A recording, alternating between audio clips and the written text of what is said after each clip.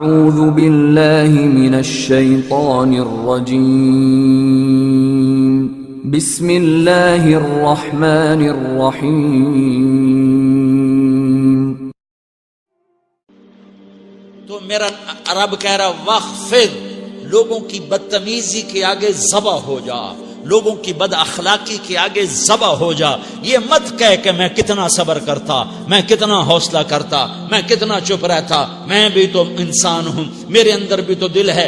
وخفض، اپنے پر پھیلا کے ان کی ہر بدتمیزی کو سہتا جا، ان کی ہر بد اخلاقی کو سہتا جا، ان کی ہر دل آزاری کو سہتا جا، سہتا جا، بس یہی تیرا کام ہے۔ قربان جاؤں اتنے عالی اخلاق کے باوجود اللہ اتنی تاکید کے ساتھ حکم سناتا ہے کہ اپنے پر پھیلا دے، زخمی پرندے کی طرح ذبح ہونے کے لیے تیار ہو جا۔ ان کی ہر بدتمیزی کے آگے آہ نہ کر لبوں کو سی، عشق ہے دل لگی نہیں، سینے پہ تیر کھائے جا، آگے قدم بڑھائے جا، یعنی زبان حال سے کہہ دے کہ ہاں ستائے جا۔ وہ یہ کرتا ہے، وہ یہ کرتی ہے، اسے یہ نہیں آتا، اسے یہ نہیں آتا، اسے وہ یوں سناتی ہے، وہ یوں سناتا ہے، وہ یوں کرتی ہے، وہ یوں کرتا ہے۔ یہ آج کے اخلاق ہیں۔ کوئی آنکھ ایسی نہیں ہے جو خوبیاں ڈھونڈے، جس آنکھ کو دیکھو اس میں دوربینیں فٹ ہیں عیب پکڑنے کے لیے۔ کاش کوئی آنکھ ہوتی جو خوبیاں دیکھتی، کوئی زبان ہوتی جو خوبیاں بولتی۔ ہائے ہائے، اللہ درجے بلند کرے سعید احمد خان رحمت اللہ علیہ۔ مولانا سعید احمد خان، ایک شخص میری زندگی میں آیا،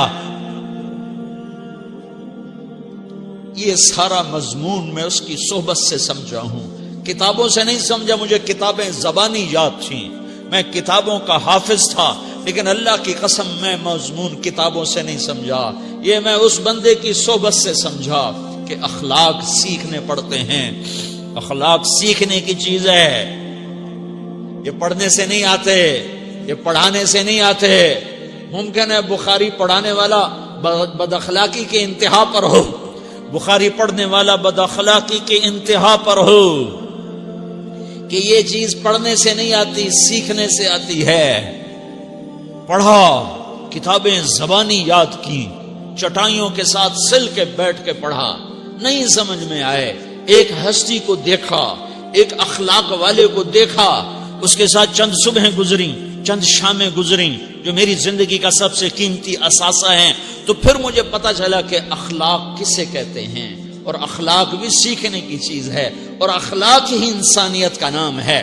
بد اخلاقی ہے تو انسانیت نام کی شے کوئی نہیں۔ میرے رب کو زیادہ تسبیحات کی ضرورت نہیں ہے، یوں ممبر پہ بیٹھ کے لمبی تقریروں کی میرے رب کو زیادہ ضرورت نہیں ہے۔ بچھ جاؤ، پٹ جاؤ، مٹ جاؤ، لٹ جاؤ، اور اللہ کے دربار میں اونچا مقام پالو۔ لوگوں کی سہنا سیکھ لو، لوگوں کے زخم سہنا سیکھ لو، لوگوں کی لگائے ہوئے نشتر، لوگوں کے لگائے ہوئے زخم چھوڑ دو رسنے کے لیے، چھوڑ دو گھاؤ بننے کے لیے، چھوڑ دو انہیں گہرا ہونے کے لیے۔ یہ جتنے گہرے ہوں گے اتنا تم اللہ کو محبوب نظر آؤ گے۔ تو بچا بچا کے نہ رکھ اسے، تیرا آئینہ ہے وہ آئینہ کہ شکستہ ہو تو عزیز تر ہے نگاہ آئینہ ساز میں۔ اسے ٹوٹنے دو، اسے ٹوٹنے دو۔ توڑنے والوں کو کہہ دو آ جاؤ، ادھر آ ستمگر، ہنر آزمائیں تو تیر آزما، ہم جگر آزمائیں۔ لوگوں کو بولنے دو، عورتوں کو بولنے دو، تم سنتی جاؤ اور سہتی جاؤ اور پیتی جاؤ اور اف نہ کرو اور آہ نہ کرو۔ تم وقت کی رابعہ بصری ہوگی، تم وقت کے جنید بغدادی ہوگے۔ بڑے بڑے مجاہدوں والے اور بڑے بڑے عبادات والے، بڑے بڑے عبادات کے قطب مینار، اللہ کی قسم تمہاری گرد نہیں چھو سکتے، تمہاری گرد کو نہیں پا سکتے۔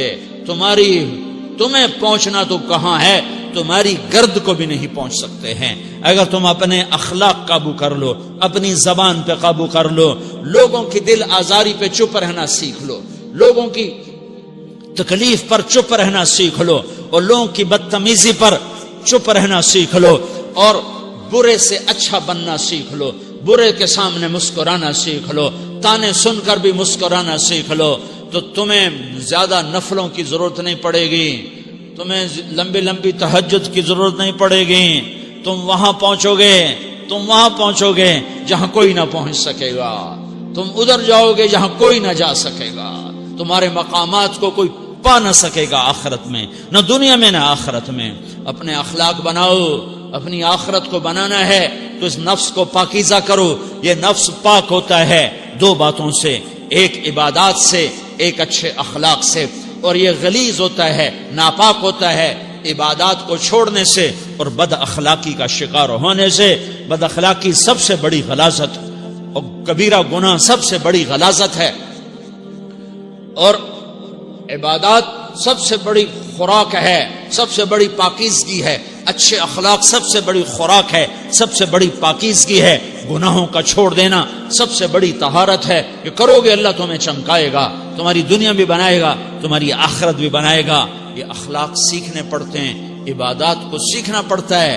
اللہ کے راستے میں جاؤ، اللہ کے راستے میں پھرو، اور اپنے اخلاق بھی بناؤ، اپنا ایمان بھی بناؤ، اپنے کردار کو بھی بناؤ، اور مرتے دم تک یہ محنت کرتے رہو، کرتے رہو، کرتے رہو۔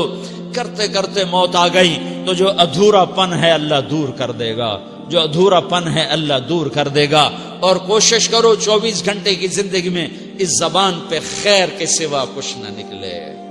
تم بے شک فرض نماز پڑھو، تسبیحات مسنونہ پڑھو، تو لمبے ذکر نہ کرو، لمبے قرآن نہ پڑھو، لمبے نفل نہ پڑھو، میری ایک مان لو، یہ زبان پہ قابو پا لو، اس زبان کو بند کرنا سیکھ لو، اسے ہونٹوں تلے، اسے دانتوں تلے دبانا سیکھ لو، یہ ہونٹوں کے در بند کرنا سیکھ لو۔